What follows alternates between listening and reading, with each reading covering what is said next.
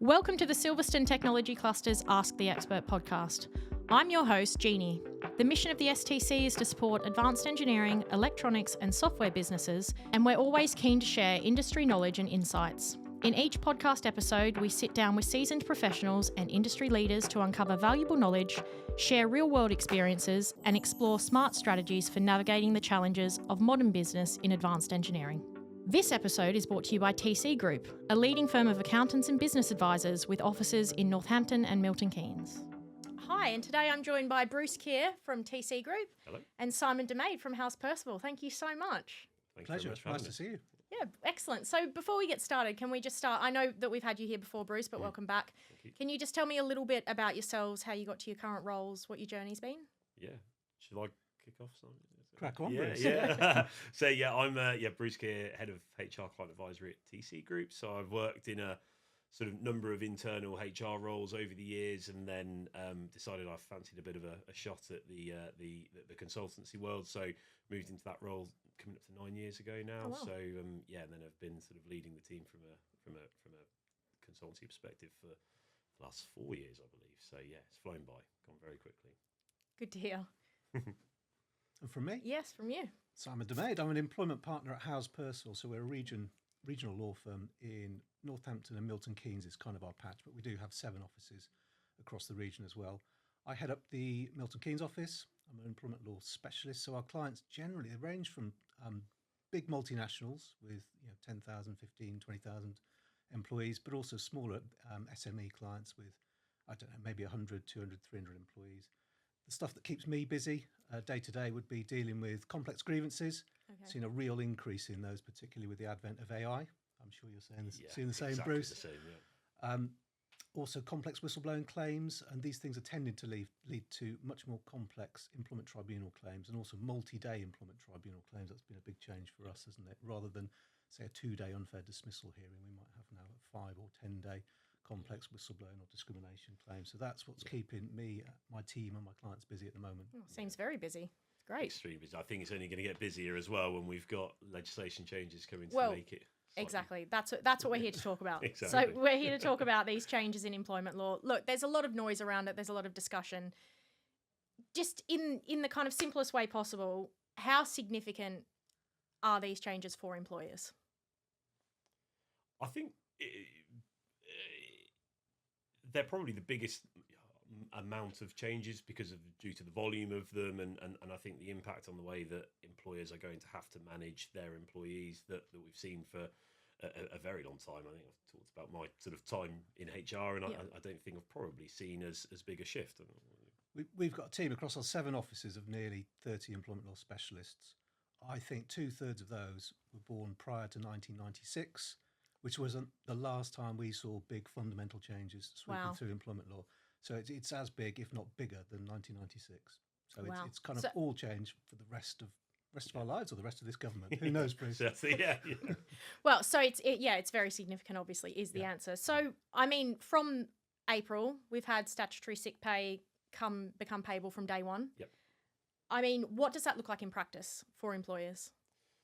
I think, the clear change is that rather than having a waiting period before statutory sick pay would be payable for their employees, they're having to pay that from day one. So there's been, we've seen our clients having to go through a bit of a shift in terms of the processes that they have from a reporting perspective for payroll purposes and things like that to ensure that employees are paid correctly. I think what we're yet to see, but I think is we're hearing a lot from our clients is saying that actually that they feel that short periods of absence are going to increase because people are previously if they had the odd day off here or there it would be unpaid. Now they're having the opportunity to go off and receive some form of payment. So I think that's where I probably see it going in terms of there's going to be some increased periods of absence, which is going to mean that employers are going to have to manage that sickness absence process and a little bit more stringently than probably what they are now. Okay. And I suppose we're going to see that roll out, aren't we? It's not something that's going to change immediately. We're going to see the ripple effects of that as time goes on. I think some of it will be immediate. Okay. Because a lot of these changes, by the way, are all about protecting employees or employee welfare or vulnerable employees. So it's all coming from a good place. Of course. But the difficulty is it's coming at a time when employers don't have the money to actually implement these changes. We've seen national insurance hikes last year. We've seen minimum wage go up and up again, and then SSP being a day one right is just an immediate cost to employers, and it's going to be the smaller employers or medium-sized employers that are going to have to pay that cost at a time when generating profits a bit more difficult. Yeah. So. And then spending more management time on the manager, as I talked about that management sort of it. So I think there's a ripple effect of lots of things within there, and actually we've got clients coming to us saying, well, we've now got to update our policies as well, and now we've got to update the system that we're using and things. So there's lots of other things that apart from just that sort of raw cost. Okay, and another day one right that's come in also is paternity leave. So how does that affect the sort of workforce planning and the flexibility employers need to be thinking about? Yeah, I think what we're certainly talking to clients about is being sort of updates to policies and things like that. I think they're having to just be a little bit more proactive in the way that they're sort of managing their workforce and just ensuring that that they are able to make sure that there's cover in particular areas. The good thing about the paternity leave is that there is some warning of it coming, of course. so it does allow them to have the opportunity to do that. But again, it's another area at a similar time where there are lots of changes that they need to make sure they've planned for. Okay, so also the redundancy protective awards increasing to 180 days. What risk does this create, and what changes is that bringing into place? It's a massive financial disincentive for employers, and it means that they've actually, already the implication was that if you didn't consult collectively with elected representatives in relation to a collective redundancy process, so that's where you're contemplating dismissing 20 or more employees at one establishment in a rolling 90-day period. Okay. If you don't get that process right, if you don't elect the reps properly, if you don't go through the collective consultation process properly, it's all very much procedural. If you don't follow that process and you get one step in that process wrong, the sting in the tail was a protective award of up to 90 days uncapped pay per employee. Okay. So pretty big sting in the tail. The reason this has been changed was on the back of the P&O ferries when I think around about Christmas time 3 or 4 years ago, they announced by video to all of their employees that they were making them redundant with no consultation whatsoever. They would have done that knowing that the penalty would have been 90 days uncapped pay per employee. It's cheaper. Doubling that makes it actually cost prohibitive for employers to take that step. So I think it's the implications of that particular case that has led to this. What it means for employers really is this is a board level decision. You can't just let your HR team make decisions in relation to this process. You probably need to take more time to get it signed off by the board, more time to consult, get your processes, your procedures, your documents, your election, your reps, every letter that you're going to issue, make it watertight because it's very much procedural. Yep. If you get the process right, and that's the good news, then there isn't going to be a protective award. If you get one building block wrong in that process, one of the employees or the representatives brings a claim, the sting in the tail is 180 days uncapped pay. Wow. Okay, so it's really about getting the right advice and making sure you've got the correct information. Absolutely right. Yeah, definitely, and that's what we've had. We've had a client in particular come in to talk to us about it, and it was something that they were concerned about. They've got coming up over the next couple of months that they may have to do it as part of their sort of contingency plan for the business, and what their sort of HR lead is taking the spin on it of actually we need to make it a positive. So we're what it's going to do is just ensure that actually our managers are really zoned in on the process and making sure that process is correct, whereas in the past they may have sort of let things lapse as they go through. So I think it's going to be just makes that process really, really important. Okay, brilliant. So they're the changes that have come in already in April. Looking forward to January 2027 because there's more changes coming in. They're not done with us yet. We're looking at unfair dismissal. That protection comes in after 6 months instead of 2 years. What does that mean practically for employers? In practical terms, it's going to be significant to the entire country. So every employer in the country is going to be impacted by this. There are certain things that we need to think about. So at the moment, employees only qualify for unfair dismissal if they've been employed for 2 years or longer. Okay. And we've been operating under that for a while. Well, like you said, was it 90? No, because that's prior to changed, slightly different. Prior to that, it was 1 year, and then it became 2 years under the previous Conservative government. What Labour had intended to do was make unfair dismissal a day one right, and there was huge pushback from the House of Lords, thankfully, and sensibly, actually. So now we know that unfair dismissal will become a right after 6 months service. Okay. That comes into effect on 1st of January 2027. The thing to watch out for is that anybody employed on or after 1st of July this year will have 6 months service By that 1st of January point. Okay, so 2027. it doesn't come in on that date. That's the date it's effective from. Yes. Okay. Yeah, so employers need to Interesting. think about it now, and I'm sure Bruce is talking to his clients about, Yeah, okay, it's let's interesting. be forewarned and forearmed. As well as looking at the contract for things like sick pay, let's look at probationary periods as well, and we'll talk about flexibility clauses in a short while, I'm sure. But make sure that you've got a probation period. Make sure that your managers are familiar with the new law. Make sure you've got your onboarding right. You've got your inductions right. You've got your paper trail. A lot of what we talk about today will be documenting the hell out of everything. Yeah. Because it's all process driven, and you've got to be able to evidence that. So every piece of paper you create could be a document that's disclosable in a tribunal claim. Okay. So what you're trying to do as quickly as possible within that 6 month window is make a decision, go or no go, in relation to that employee. And if it's no go, well, you've got lots of, you've met with the employee, you've managed their expectations, you've documented meetings, warnings, objectives, so that you make it very clear if you let them go prior to that 6 month date coming, then you're going to be okay, and they're not going to bring a claim of, say, whistleblowing or discrimination, which are claims that can be brought from day one before you get to 6 months. But Bruce, what's your view on what happens after 6 months? Are we going to see more unfair dismissal claims? I think, I'd certainly. Well, I believe that there will be more. It's a significant shift, really, isn't it? 2 years to 6 months.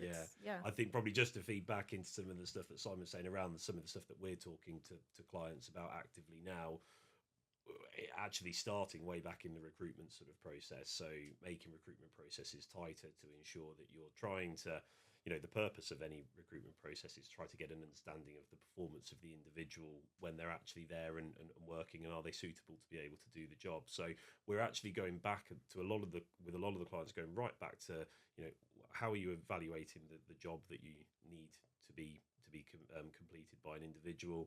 So make sure we've got really good job descriptions, making sure it fits into the family that they're going to sit in within the business. And then what's the recruitment process that you're going through? How are you assessing the performance or potential performance of the individual? And then into the probation period, as Simon said, being very, very clear in terms of what are the expectations, how are we going to support you through this, and documenting everything. And then, I think probably from over during 2027, I think there's going to be a huge increase in the number of unfair dismissal claims whilst people are getting used to it. Yeah. I think that there will be some businesses that are being really, really proactive and thinking about it now. They're training their line managers to be able to manage an effective probation period where they're really assessing that performance. But as with anything, there will be a lot of late adapters to that. So, and I think that we'll see a number of those that will come in. The big worry for me, and Simon alluded earlier to the fact that there's, tribunal cases are becoming increasingly complex. They're taking, multi days now, which is meaning it's going to be very, very difficult for the tribunals to actually fit in the cases and claims that are coming up. So it's going to be very, very interesting to see how that's managed by the tribunal service to actually, deal with the capacity of claims that come through. And another big factor that will drive up inevitably the number of unfair dismissal claims that we get come 1st of January next year is the fact that at the moment compensation for unfair dismissal is capped. Fundamentally, the most that an employee can gain is about 52 weeks losses or 123k.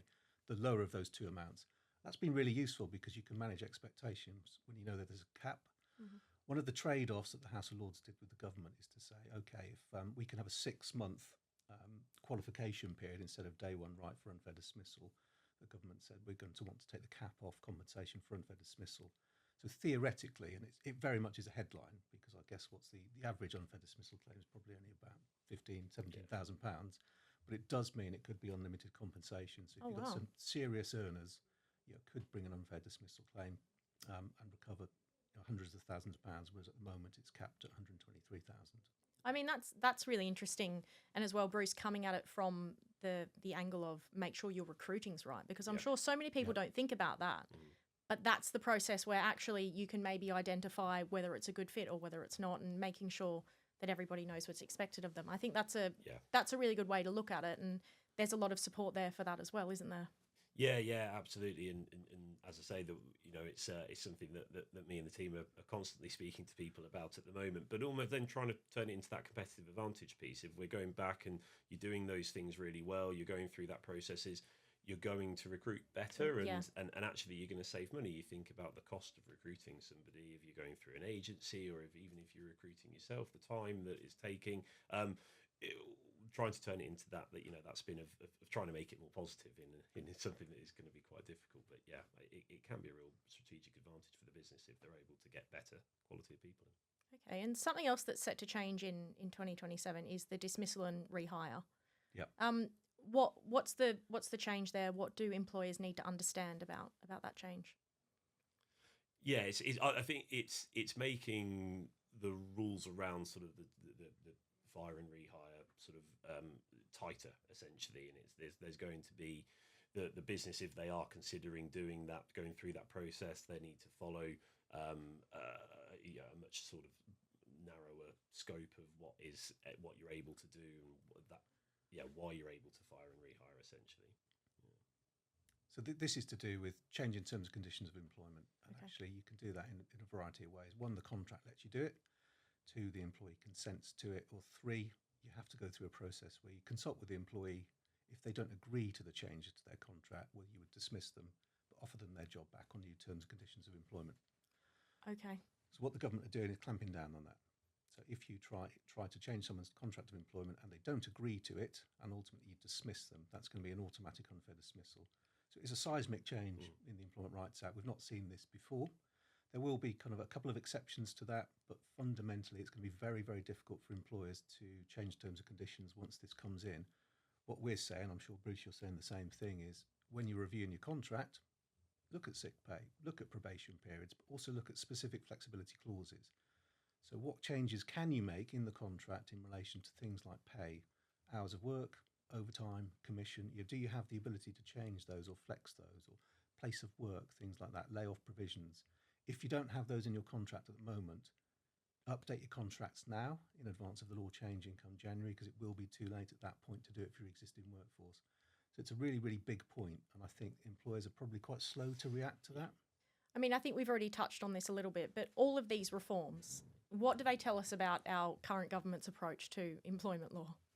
Yeah, I think Simon alluded to it earlier on in terms of that I think actually there's a move towards being, making it more pro-employee in terms of, making it for employees who are, perceived to be at a disadvantage. It makes it, gives them more rights, gives them the ability to, to challenge and essentially, as I say, makes it slightly more difficult for businesses. Yeah, and Labour campaigned on the back of all of this, right? So they need to put their money where their mouth is. Okay. And boy, have they done that. In fact, they've gone as far as they said they would, as far as they possibly can. But Okay. Labour is Labour. They've always been very close to the trade unions. I'm quite grateful that you've not asked us tricky questions about trade union changes, which are coming into force, or have and will be later this year. Okay. But they're very close to the trade unions. So actually, the trade unions will get more rights moving forward under this new government and these changes. Also, vulnerable workers. I don't think anybody's going to dispute that actually there is an underclass here which is being taken advantage of by some of the employers. I won't name any of them in relation to 0 hours or low hour workers. They're being protected by this government. We haven't talked about that, but there'll be some more changes in that regard in 2027 at some point. I don't think we've got a definitive date yet. So what we've talked about today is probably the key or most important points, but actually there's a significant number of changes that have happened, will be happening, or will be happening at some point next year that we haven't even talked about today. Some people do hypothesise, though, that if this government doesn't stick around for more than one term, that a lot of what we're talking about today could be undone with the next government, which Okay. would be, again, seismic changes in the opposite direction. Yeah. So a whole new learning curve all over again, I suppose. It's what keeps us on our toes, Bruce. It's Yes. It's what keeps you busy. Yeah. It's what we love about this job, isn't Exactly. it? That there's no 2 days are the same. You're always dealing with individuals. You're always dealing with companies, and actually, no two people are the same. No two businesses are the same, and no day is ever the same in the world of HR. Definitely. Well, that's exciting. I mean, we've covered a lot of points here today, and a lot of actions that employers can take. If you're talking to an SME employer today, what are those practical steps that you'd give them that they could take now? I think the first one, I think we've both touched on it over the last 10, 15 minutes or so. It's going back, being proactive around sort of reviewing policies, reviewing contracts, reviewing processes, and then looking to make changes now rather than waiting and see what's going to happen. Make those changes now. Make sure that contracts are updated, policies are updated to give the business as much as a head start and a strategic advantage as possible is the real key one for me. Okay. Yeah, I completely agree with that and echo it, because often if we're talking about employment law changes over the last 10 years or so, we might say, well, you need to update your policies or your contracts. Wasn't much of a sting in the tail. No. So yes, we meant it, but if you didn't do it, it wasn't going to be the end of the world. Okay. Actually, when we're talking about updating your contracts, looking at probation periods, adding in flexibility, making sure onboarding and induction processes are tighter than ever before, it's fundamentally important that you do that. It needs to be done, yeah. Yeah, it really does need to be done. We're not just saying this. It's important to every business, every sector, every employer.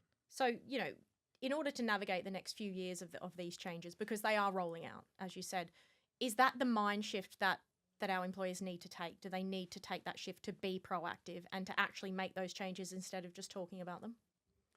Yeah, I think so. Certainly, I think that there is a danger that sort of people think, well, I've seen some employment law changes over the years, and I've been able to get away with this, or actually I never have those issues, so I don't need to worry about that. Whereas I think the seismic changes, as Simon mentioned, that are coming in, could really be a sting in the tail for the employers if they don't get on that proactive mindset.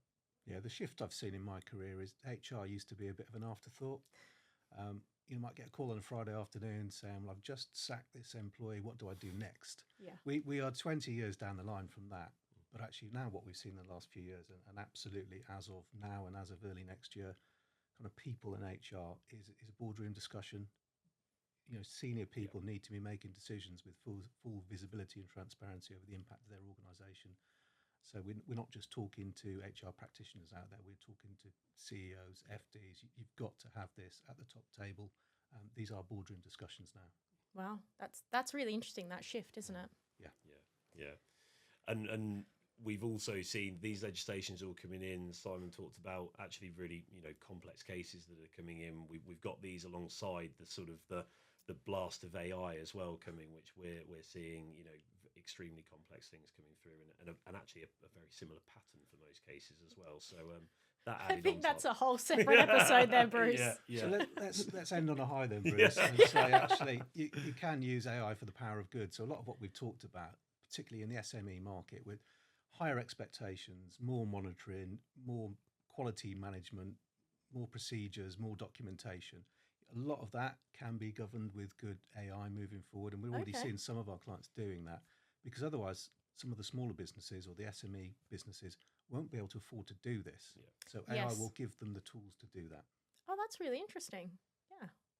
So, Bruce, Simon, it's been wonderful to have you here. I've learned a lot, and I think that this is really, really great, useful information. Do you have any other final thoughts to share? I think I've covered probably off most of the key things. I think, yeah.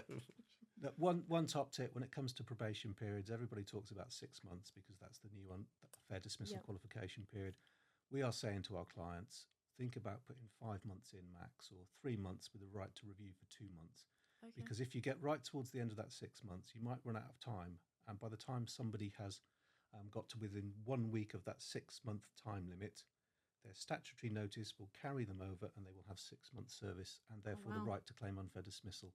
Don't get caught by that bear trap. Have 5 month probation periods. That's really, really useful. Thank you. Thanks so much, Simon, Bruce, for joining me. I've really enjoyed it. Thank you very much. Yeah, absolute pleasure. Thank you. See you later. Thanks.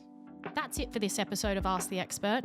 Thanks so much for listening, and we hoped you picked up some useful insights and inspiration along the way. If you enjoyed the conversation, please give us a like, share or rating on the platform you're using. Please follow Silverstone Technology Cluster on LinkedIn and subscribe to the STC YouTube channel or the podcast on Spotify or Apple so you never miss an episode. We'd love to hear from you, so if you have any comments or a particular topic or guest you'd love to hear from, drop us an email to jeannie@silverstonetechnologycluster.com. Bye for now.